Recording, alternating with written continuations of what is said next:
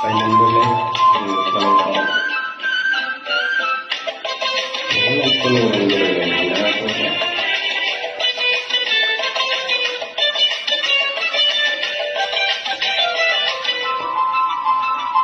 செல்லும் வழி எங்கெங்கும் பள்ளம் வரலாம், உள்ளம் எதிர்பாராமல் வெள்ளம் வரலாம்.